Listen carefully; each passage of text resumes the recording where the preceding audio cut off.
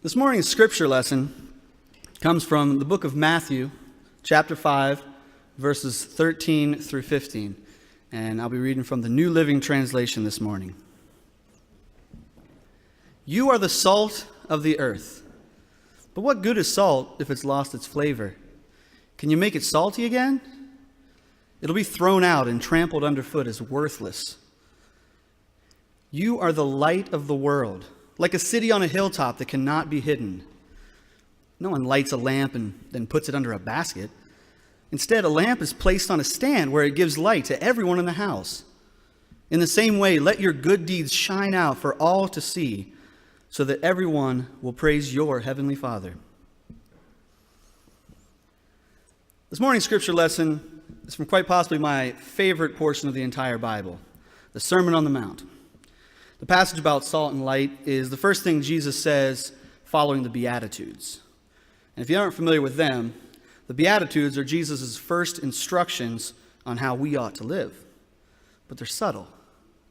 He doesn't tell the people that they must be a certain way or do certain things. He just lists qualities that some individuals possess or things that certain people do, and he says that they are blessed in the kingdom of heaven. I've always loved that part because he's not being exclusive or telling people they're doing something wrong. As a teacher of several years, I've learned that you get far better results if you highlight the things your students are doing right, as opposed to always focusing on the things they're doing wrong. And Jesus does exactly this. He focuses on the positive. He gives examples of way certain people behave or live so that everyone might model themselves after their example. He doesn't pick the type of people that appear to be blessed on earth, but rather the people who seem like they're having a rough go of things. People who are spiritually poor, the mourners, humble, people who are hungry for justice, the merciful, the pure of heart, the peacemakers, even people who are being persecuted for righteousness. He says all of those people and those types of people are blessed in the kingdom of heaven. It would have been easy for Jesus to stand up and start listing everyone's sins and faults or tell them what a lousy job they're doing at life, but he doesn't do that. He's got that PMA. For those of you who are unfamiliar with the term PMA, stands for positive mental attitude. The concept was initially developed by a man named Napoleon Hill in his 1937 book, Think and Grow Rich. But I first heard about it from the band Bad Brains. They were famous in the early 80s from the Washington, D.C. area. Besides Tim, maybe Evan, I'm Adam. I'm not sure there's a ton of people who know Bad Brains, but that's okay. Their song Attitude, though, said that they didn't care what people said or did. They were going to have a positive mental attitude. And their line was, "We got that PMA." And the main idea behind positive mental attitude is that if you remain optimistic about life and look at everything in a positive light, then you'll start to focus solely on the good things that life has to offer, and therefore you'll have a more fulfilling existence. Anyway, back to Jesus. After he finishes listing who is blessed in God's eyes, he tells the people they are the salt of the earth. Now, 2,000 years ago, salt was a much bigger deal than it is today. Throughout history, salt has not only been used to spice up a meal, but was also used for medicinal purposes. David, I'm hoping you can attest to that. As a natural preservative, and was even valuable enough during some eras that it was used as currency. So to his audience, he's saying, you are vitally important to this world. I don't want to gloss over the fact that this is a radical statement being made to these people. You matter. He was telling people that much like salt, they had value. That despite what they'd been told, or maybe what they felt, they were an essential part of this world and had something of substance to offer. Imagine being told that. I'm sure we've all experienced a time when someone was trying to help us see how important or necessary or loved we are. They highlight our skills or our abilities, the things that make us unique. They show us what an impact we've made and help us realize that not only would this world be a different place without our vital contributions, but that different place is also worse off because we weren't there to add something great to it. While I do believe Jesus was trying to highlight the people's importance, I think there's a broader point he's trying to make. Because after referring to them as the salt of the earth, He immediately says, "But what good is salt if it's lost its flavor? Can you make it salty again? It'll be thrown out and trampled underfoot as worthless." For me, this is where things get interesting. First of all, I should state that, as is frequently his style, Jesus is not talking about what he is talking about. So, I should also say there's no historical record that suggests that Jesus possessed any advanced degrees in chemistry. This picture is not historically accurate. However, based on the importance of salt in everyday life during his time on earth, I'd imagine that he, as well as his audience, understood that it's not actually possible for salt to lose its flavor. Salt, its chemical symbol is NaCl, sodium chloride, is one of the most stable substances on the planet. That's why it makes such a good preservative. It doesn't change or degrade or lose its flavor over time. So why did he say this? Remember, he's not talking about what he's talking about. Salt can't lose its flavor, but people who have something of value to contribute to the world can cease to do so. Individuals who are talented and unique and important can choose to keep their talents to themselves. One of my favorite plot devices in storytelling is when you learn about several different characters with unique or special abilities who ultimately must work together, each providing their own specific skill to help solve a problem that the group has encountered. Invariably, every single person's talent is needed, and without even one piece of the elaborate puzzle, the problem would have remained. One such tale that I often read to my daughters at bedtime comes from West African folklore. It's the story of Anansi the spider and his 6 sons. And I'm going to share that story with you now. To the Ashanti people, Anansi is spider. Time was, Anansi had 6 sons. This is his first son right there. First son was called See Trouble. He had the gift of seeing trouble a long way off. Second son, he's right there, was Road Builder. Third son was River Drinker. Next son was Game Skinner. Another son was Stone Thrower. And last of the sons was Cushion. He was very soft. All were good sons of Anansi. One time, Anansi went a long way from home, got lost, and fell into trouble. Yikes. Back home was son See Trouble. "Father is in danger," he cried. He knew it quickly, and he told those other sons. Road Builder's son said, "Follow me," and off he went, making a road. They went fast, those 6 brothers, gone to help Anansi. Where is father now? Fish has swallowed him. Anansi is inside fish. River Drinker took a big drink. No more river. Then Game Skinner helped Father Anansi. He split open the fish. But more trouble came right then. It was Falcon, took Anansi up in the sky. "Quick, now, Stone Thrower!" The stone hit Falcon. Anansi fell through the sky. Now Cushion ran to help Father. Very soft, Anansi came down. They were very happy, that spider family. In this story, it's easy to see how each brother was needed. And if you asked any one of them what their special talent was, they knew it right away. In the same way, the brothers recognized the importance of each other. If even one of the brothers had decided not to do his part, their father would have been lost to them forever. They knew exactly what Jesus meant when he said salt of the earth, if they ever heard him say it. But remember what he says about salt that has lost its flavor? He says it's no longer good for anything.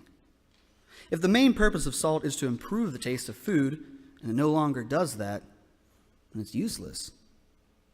What possible reason would anyone have for keeping it? When I was growing up, my mom used to tell me a story about what her grandfather's living room was like in Indiana when she was a child. As was the case in most living rooms at the time, the family came there when they wanted to watch television. The unique thing about my grandfather's living room was he had 3 television sets in that one room. Now, before you jump to conclusions about how rich he must have been to have so many TVs, I should give you a little more information. The 3 TV sets were stacked on top of each other. The TV on the top had a broken screen, but the speakers worked, and the TV in the middle had a working picture, but no sound ever came out of that one. And the one on the bottom, it didn't work at all. It always just been there. So if you wanted to watch something, you just turned the dials on the top and the middle TV sets to the same channel, and you could watch the screen of one, and you heard the sounds from the other. Now, I'm going to applaud my great-grandfather's ingenuity with these 2 televisions. I myself, being descended from him, tried to find creative ways to fix problems without spending money as well. But I've always wondered about that TV on the bottom. What was it doing there? Was there like a sentimental attachment? Maybe it was a gift. Maybe it was just too heavy to move out of the room. No matter the answer, it's hard to make a convincing argument to keep something when it no longer serves its purpose. After he finishes talking about salt, Jesus tells the people they are the light of the world. Again, he's comparing the people he is speaking with to something that is so important to our everyday lives that living without it would not go unnoticed. There's not a single one of us who hasn't at one time needed light when we didn't have it. Have you ever tried to repair something on your car at night?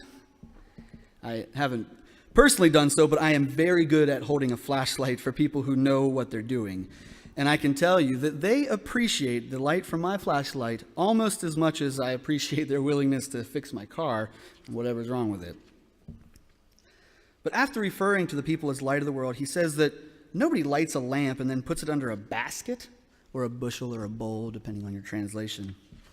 That would be pointless. The purpose of light is to let it shine. So he says, put in a place where it can provide light for the entire house. So last year, shortly after I was hired as the music director, our custodian, maybe you know him, Bill, he was tasked with replacing the light bulb that's situated like right over where the band plays. Now, at that time, our choir was preparing for our Palm Sunday debut, and without the light from that fixture, some of the members were having difficulty reading their music. So Bill got his ladder out and his fancy light bulb changing device. I'll show it to you if you want. It's like a real long pole, and it's got like springs on the end so you can push it up. It's neat, but it doesn't break the light bulb, and that's kind of the idea. But he got that thing in his ladder, and he removed the burnout bulb. And as luck would have it, he found a box of light bulbs just like that one over in the flower room. Unfortunately for him, almost every single bulb that he tried from that box was also burned out. He did finally end up finding one that worked, but the thing that perplexed him and me, and perhaps any one of you who's listening right now, why was there a box full of burned out light bulbs in the flower room? I'm sure that the person who kept them had a reason to do so at the time, and I don't know what the reason was, but as far as light bulbs are concerned, in my opinion, if they don't give light, there's really no reason to keep them around. So the question remains, what were they doing there? Now, at this point, if you haven't figured it out already, like Jesus, I'm not actually talking about what I'm talking about either. As curious as I might be about those light bulbs, I don't really need to know what they were doing there. What I am interested in knowing is, as you may recall from the sermon title, what are we doing here? In the case of the light bulb and the TV and the stories I told, both had a specific purpose. It's also the case that both stories had an element where the original purpose was no longer being served. In order to focus on what I mean by this question, I'd like to emphasize just one word: doing. What are we doing here? The way of looking at this question is likely the most helpful in discovering our church's purpose. What gives us our flavor? And what's our source of light for the community? How have we done church in the past, and how are we going to do church in the future? A good place to start with this question is in the church's mission statement. It's printed on the back of the bulletin if you want to read along. I told you, that thing's great.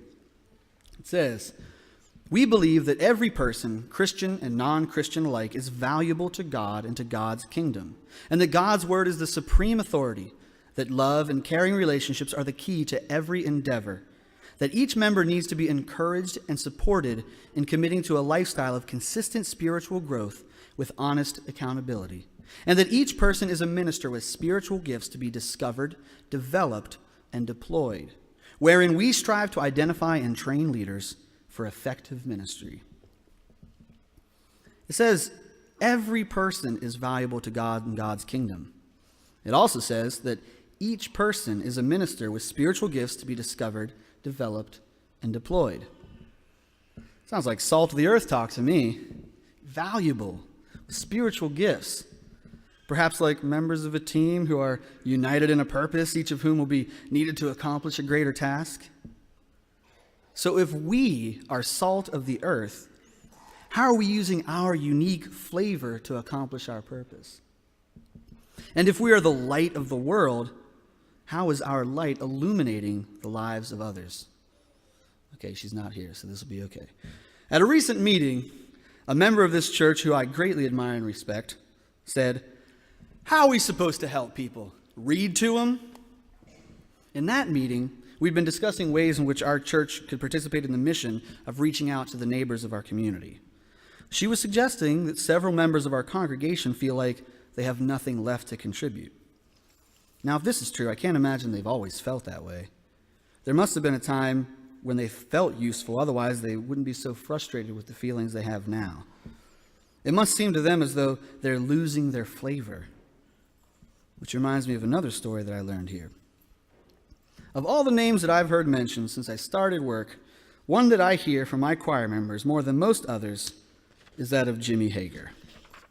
Raise your hand if you know or remember Jimmy Hager. Lots of you do. That's fine. They tell me he had the most beautiful voice. Dick College, who scooted out a little bit ago, even gave me a cassette tape of Jimmy singing with the choir a few years ago. And let me tell you, they're not kidding around. As some of you may be aware, however, Jimmy can no longer sing like he used to. He actually can't even talk. And I can't imagine what that must feel like for him. His whole life, he knew exactly what his spiritual gift was, and he shared it, and now illness has taken that one thing that he had away from him. Sermon's getting really sad now, so I'm going to shift to focus on something positive. Remember the story about the television sets? Yeah. What would you say if I told you that one year for Christmas, someone came up with a great gift idea for that TV on the bottom? What if I told you they pulled out the cathode ray tube and all the electronic components and replaced it with a small fish tank? It was a perfect fit. Pretty awesome, right? It's not a true story, but then again, I'm rarely talking about what I'm talking about. Or what if I told you that a friend of mine heard that we had a bunch of huge light bulbs whose filaments were burned out, and he said, "Hey, could I have them? I could use the glass part to make decorative snow globes." Wow. Neat idea, right? Also not a true story, but you're probably getting the point. How about a real one? What if I told you that at the end of my first year as a choir director, a member was so impressed with the spiritual gift of one of his former colleagues that he shared his admiration for his friend's gift, and without realizing he was doing so, inspired me to want to work harder at my job because it showed that the music ministry in this church in the past has made a difference and therefore can continue to make a serious difference in people's lives. I have kids. If you didn't know that before, you'll know this now because I'm about to talk about another children's book. So here we go. In Shel Silverstein's famous children's book, The Giving Tree, we can follow the life of a boy from the perspective of a tree. When he's young, the boy plays with the tree's fallen leaves, climbs her trunk, swings from her branches, eats her apples, and lays in her shade. As the boy grows, though, he doesn't come to play with the tree as often. After a long time away, the boy comes back to see the tree, and now he's a young man. He tells the tree that he doesn't want to play in the way he used to as a boy. He just wants money so he can buy things. Well, the tree is sad. She doesn't have any money. But she offers her apples to the boy so he can sell them. The boy takes the apples and goes, and the tree is happy. As a middle-aged man, the boy visits the tree again. This time, he has his family, and he wants to build a house, so the tree offers him her branches, and she is happy when the boy takes them away. Still years later, the boy turns into an older man who wants a boat, and he wants to go far away from everything around him. The tree offers her trunk to the boy so he can build that boat. The boy takes the trunk, and the tree is happy. But not really. After a great deal of time passes, the boy returns and is a very old man.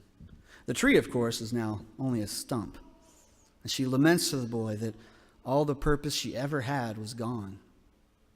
She has no leaves for the boy to gather. She has no apples for the boy to eat. She has no trunk to climb or branches to swing from. To her surprise, however, the boy tells her he can't do any of those things anymore anyway.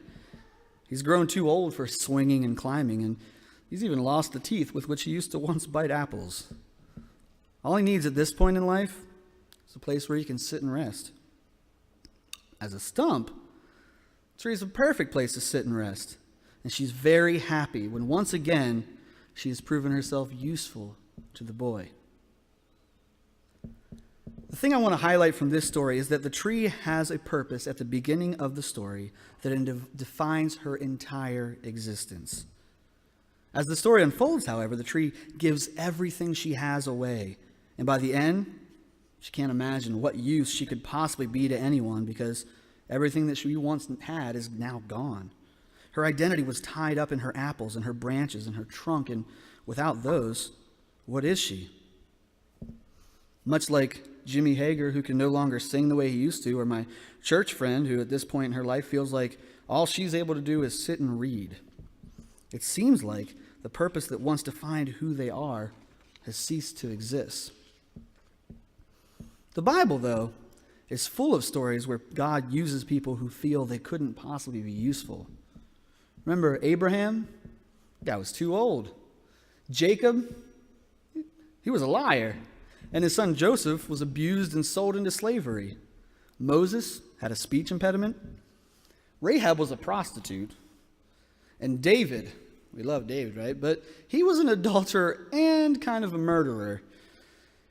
And there are countless other stories of people who thought they were useless or weren't good enough in the world's eyes, and through them God accomplished great things. So if God found uses for those people, then he can certainly find a use for you at every point in your life. It's like the giving tree. Now, some of you might know this and some of you might not, but at the beginning of this year, the church council decided to hire me in a new capacity. I'm still the director of music, but they created a new position.